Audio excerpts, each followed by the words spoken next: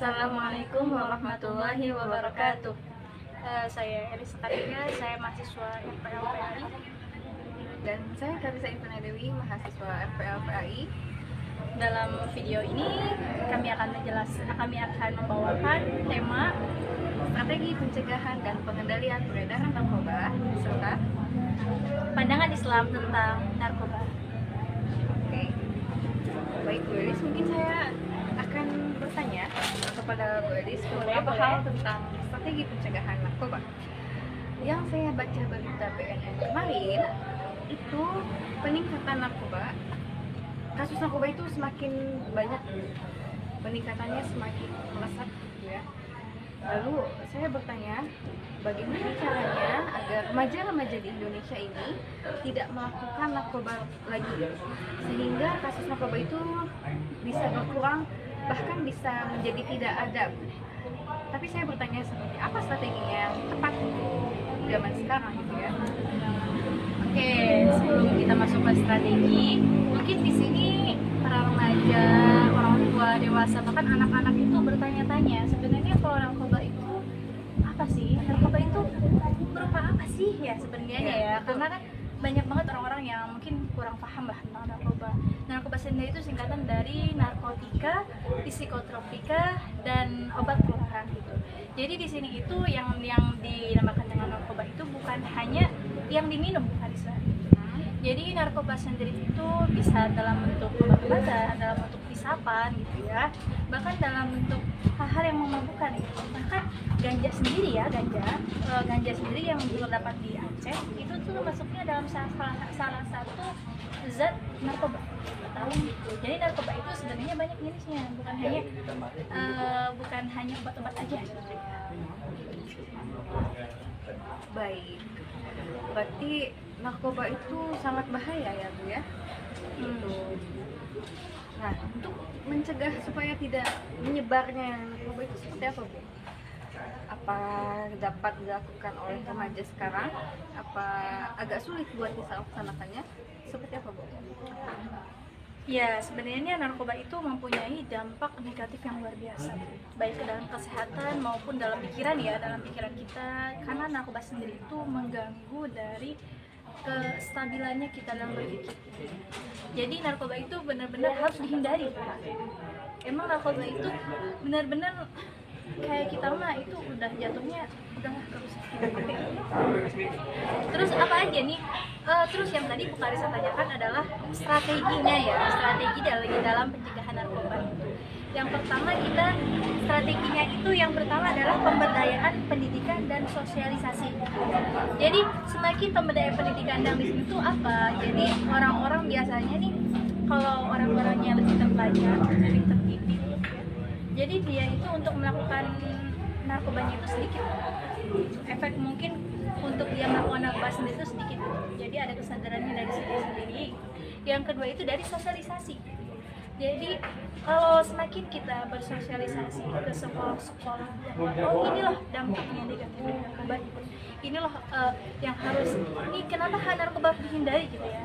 Karena kalau semakin kita sosialisasi, mungkin semakin orang-orang itu mempunyai pengetahuan tentang dampak negatif dari narkoba itu sendiri gitu ya. Gitu. Terus pencegahannya itu menerapkan rasa bahwa narkoba itu tidak baik kepada setiap sekolah-sekolah dan setiap kampus-kampus.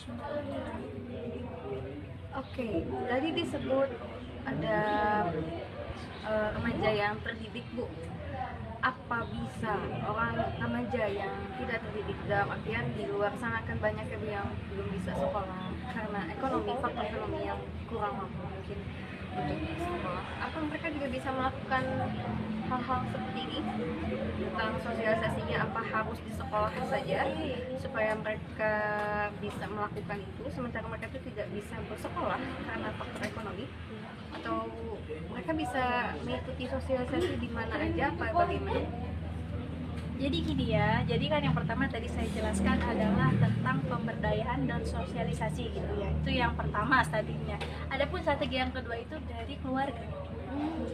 Jadi semakin keluarganya hangat, semakin keluarganya romantis, harmonis, itu juga bisa memicu anak untuk tidak melakukan itu. Jadi gini Bu, jadi kalau misalkan ada orang-orang yang sering berkata bahwa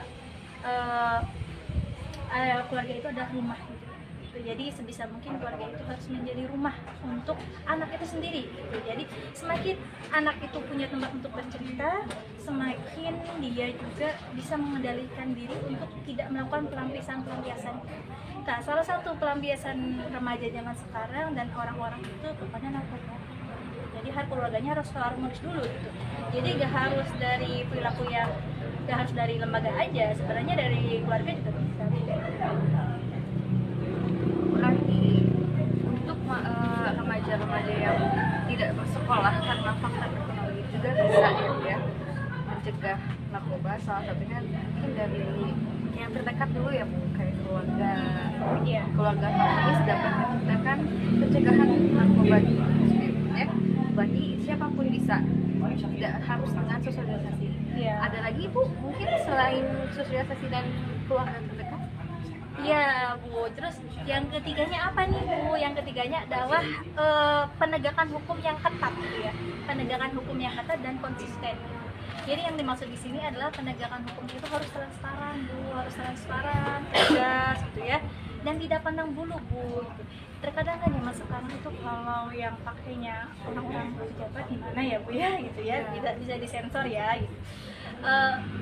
Jadi dalam artian itu kalau misalkan penegak hukumnya itu tidak pandang bulu, tegas gitu, dan penegak hukumnya juga ada pengawasan Bu, ada pengawasan yang lebih ketat lagi di wilayah-wilayah kayak perbatasan, wilayah-wilayah yang emang misalnya itu rawan gitu, tentang narkoba sendiri gitu ya. Oke, itu buat penegakan hukum ya Bu. Kalau misalnya pemerintah sendiri nih Bu, kan tidak udah tegas, misal udah tegas dalam pencegahan narkoba, tapi kurang pengawasan dalam pengedaran narkobanya itu bagaimana? Tadi kan disinggung sama saya penegakan hukum dan yang ketat dan konsisten. Dalam artian biasanya ya Bu ya, kalau misalkan kita berbicara narkoba, itu biasanya narkoba itu lewat penyelundupan dari wilayah perbatasan. Terus yang keempat ini ada lagi Bu, sebenarnya strateginya. Berarti masih ada ya? Iya. Nggak cukup 3. Iya, sebenarnya yang keempat itu adalah dari penguatan peran lembaga sosial dan keagamaan gitu. Jadi bisa nih dari keagamaan. Kok bisa dari keagamaan Bu? Karena biasanya kalau dari keagamaan itu ada istilahnya Karang Taruna ya Bu ya, Karang Taruna, atau misalkan komunitas keagamaan lainnya gitu ya, atau misalkan kalau kita bukan non Islam ada komunitas remaja pemuda gereja seperti itu. Jadi dari keagamaan sendiri itu mungkin kalau para kiainya atau misalkan para pemuda setempat itu sering banget melakukan mereka itu melakukan penceramah ya Bu ya, atau misalkan kayak kita sharing-sharing gitu kan, sharing-sharing mengenai narkoba itu bisa sebenarnya ya dari kita sendiri gitu. Mungkin di zaman sekarang kan banyak ya Bu ya kajian-kajian ya, mungkin bisa diselipkan salah satunya ya Bu ya, supaya pencegahan narkoba, karena kan tidak semua remaja suka dengan sosialisasi gitu. Mungkin karena salah satu strategisnya dengan menyelipkan tentang edukasi narkoba di kajian-kajian tersebut ya, sesuai dengan kebutuhan para remaja. Apa masih ada lagi Bu dari situ? Apa masih ada lagi? Karena yang saya lihat kayaknya tidak semua orang bisa mengikuti ya Bu. Apa ada lagi? Sebenarnya gini ya Bu Kar, itu adalah 4 poin yang mungkin saya sampaikan kepada Bu Karissa dan para penonton ya gitu ya, para viewers di YouTube. Ada lagi Bu sebenarnya nih, kalau misalkan kita berbicara tapi saya udah terlanjur Bu, ada Bu kayak misalkan tapi saya udah terlanjur memakai narkoba nih ya, Meski sedikit mungkin iya masih sedikit tapi saya udah terlanjur gini ya, terus gimana Bu? Sebenarnya yang pencegahan itu sebenarnya nggak bisa atau gimana ya?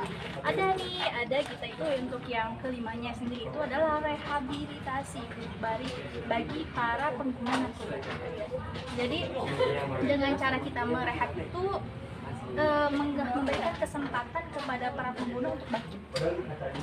Jadi mereka itu untuk bangkit dari keterpurukan, dari kecanduannya mereka pada narkoba.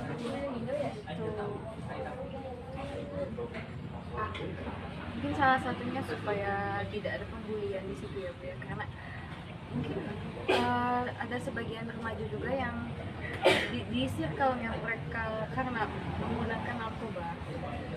Terus kalau misalnya dia pengen mencegah gitu, karena dia tidak mau mengikuti lagi narkoba, jadi salah satunya direhab mungkin gitu ya, supaya tidak meneruskan narkoba tersebut karena masih ada di lingkungan di situ, di circle di situ kan. Oke, Mbak Risa, kita menyambung ya yang tadi tentang pencegahan dan peredaran narkoba ya, strategi gitu. Terus kan ini bukan kajian Islam gitu ya, gitu. Sering disebut kajian Islam. Sebenarnya kalau dalam Islam sendiri, itu Bu, dalam Islam sendiri itu sebenarnya narkoba itu gimana sih? Dalam perspektif Islam seperti apa narkoba?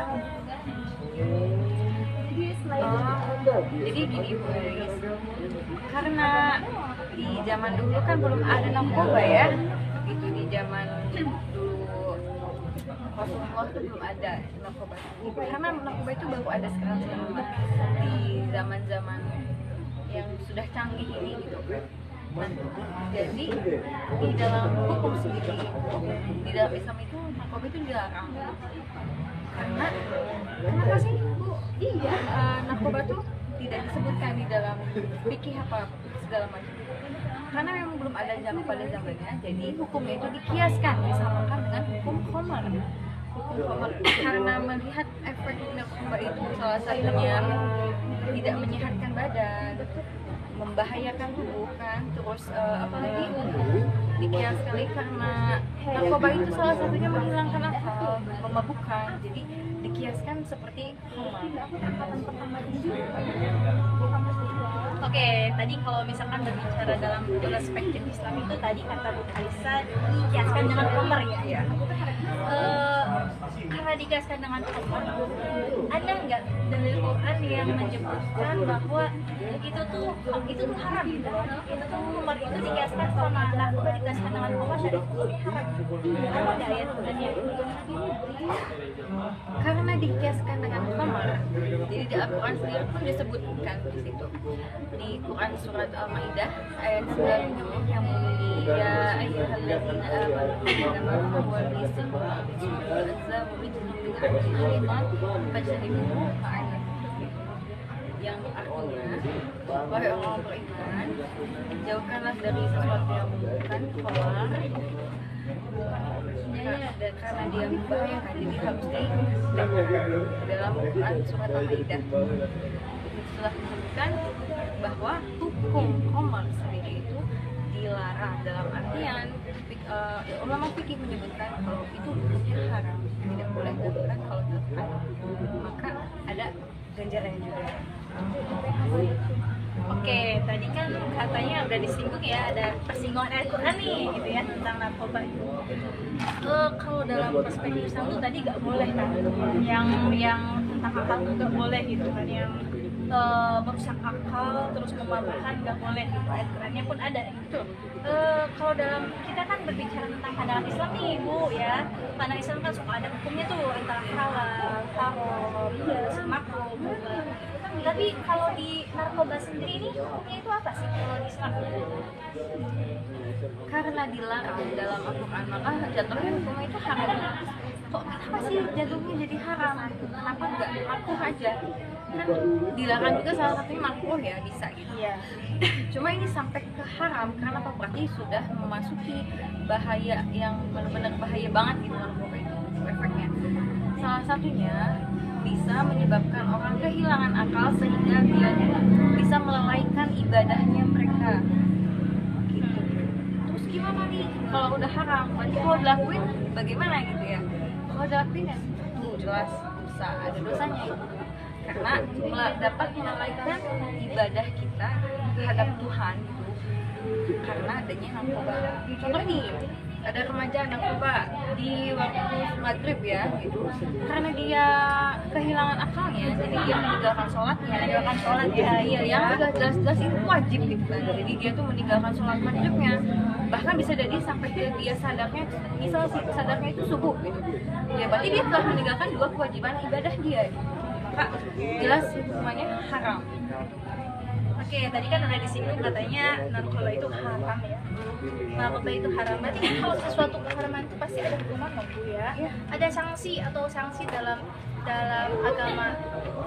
Sanksi dalam agama sendiri.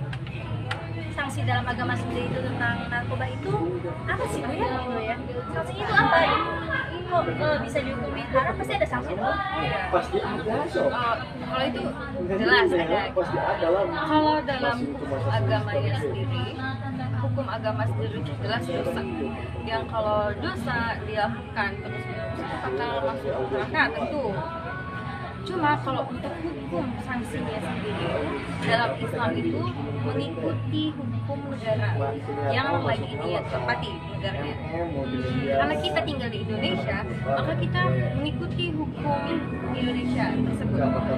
Contoh, karena sebelumnya disebut nih, kalau kita melakukan narkoba, maka ada tindakan-tindakan sanksi-sanksi tertentu seperti masuk penjara. Itu untuk yang peredaran narkoba atau narkobanya itu sudah melebihi kadar ya. sudah melebihi kadarnya gitu. Tapi kalau misalnya masih narkoba yang ringan-ringan itu mungkin cuma sekedar rehabilitasi ya, sesuai yang dijelaskan Bu Elis di awal gitu, tidak sampai masuk penjara. Namun kalau sudah melebihi batas wajar, Jadi pengedar gitu ya? Iya, apalagi jadi pengedar itu udah jelas banget, Udah pasti sanksinya berat. iya, pasti masuk hukum gitu dan masuk ke narapidana gitu. Oke, tadi kan kita udah berbicara tuh Bu tentang sanksi dalam ini ya, sanksi dalam apa dalam keagamaan gitu ya. Terus Bu, kalau peran keagamaan sendiri dalam penyalahgunaan narkoba itu seperti apa ya? Kayak kita mah, oh ini kan tadi udah berbicara tentang hukum ya? Udah, terus tentang ayat Qurannya juga ada gitu ya, terus tentang sanksi dalam agama juga ada. Ini kira-kira kalau peran keagamaan itu apa sih ya? Peran keagamaan dalam pencegahan narkoba gitu ya?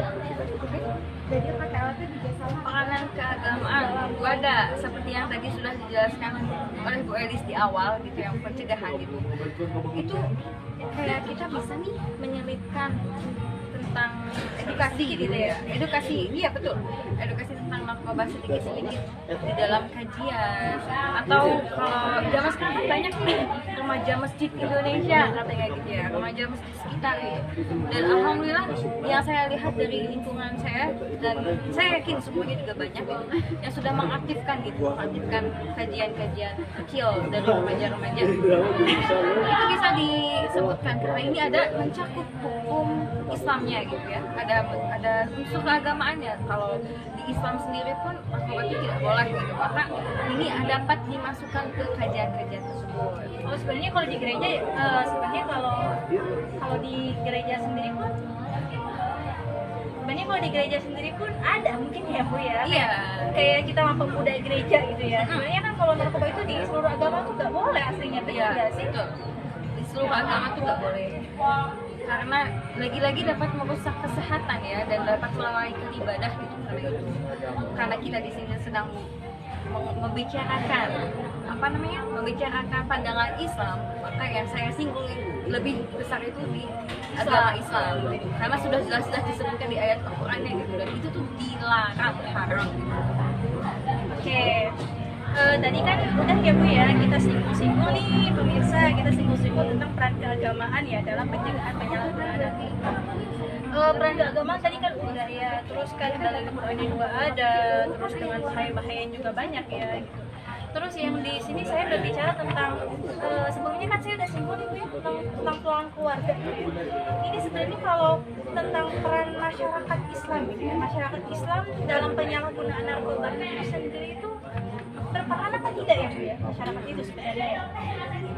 untuk masyarakat sendiri harusnya itu ada libatannya ya, karena kita hidup di lingkungan masyarakat itu adalah elit keluarga, karena tidak mungkin kan ada satu anak atau satu remaja yang diam aja di rumah gitu kan, tidak mungkin gitu. Jadi kita juga harus sebagai masyarakat harus saling peduli, harus saling mendukung, harus saling mengingatkan terutama ya kalau narkoba itu tidak baik. Terus gimana kalau misalnya si remaja tersebut atau orang tersebut sudah melakukan gitu, sudah melakukan narkoba gitu, sebagaimana Bu peranannya gitu masyarakat?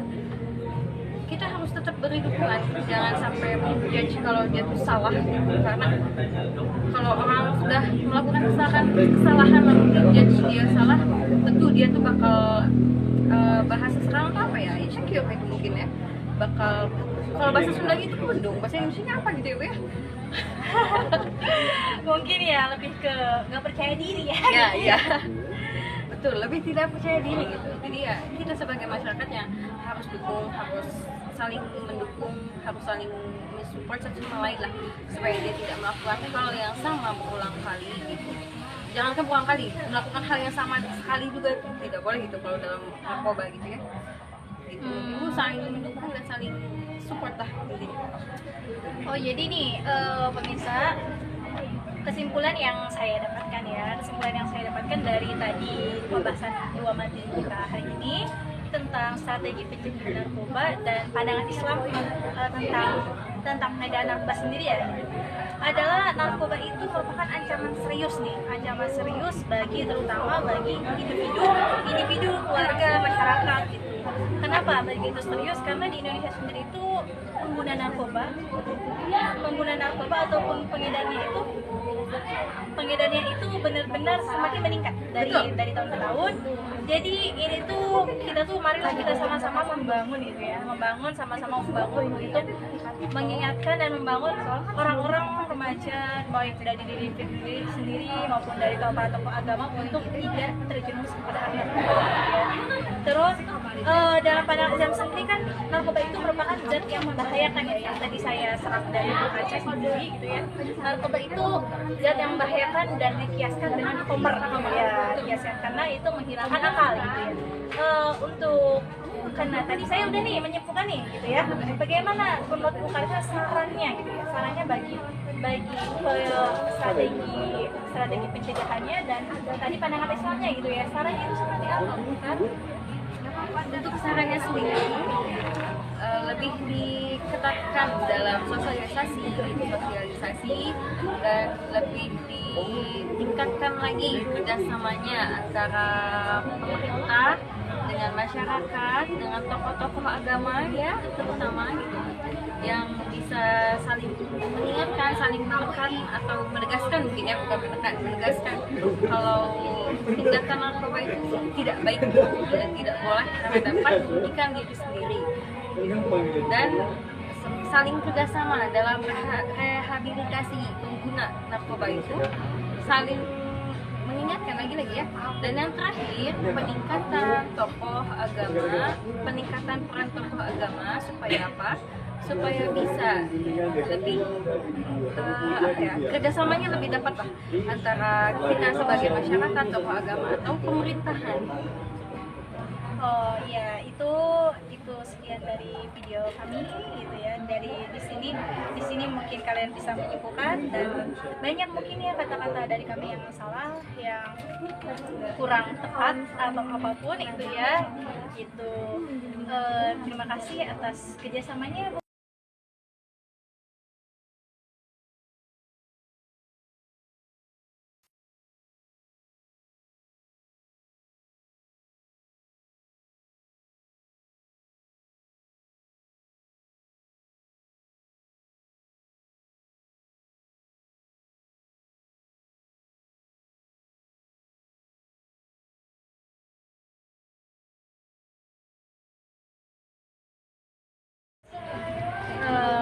Karena kan kita tadi udah berbicara banyak ya tentang strategi pencegahan dan pandangan Islam tentang narkoba. Itu tadi juga kita udah meminta maaf untuk kata-kata yang salah gitu ya. Kita tutup aja ya. Dari kita tutup, sekian video dari kami, semoga bermanfaat. Kurang lebihnya mohon dimaafkan. Wassalamualaikum Wassalamualaikum warahmatullahi wabarakatuh.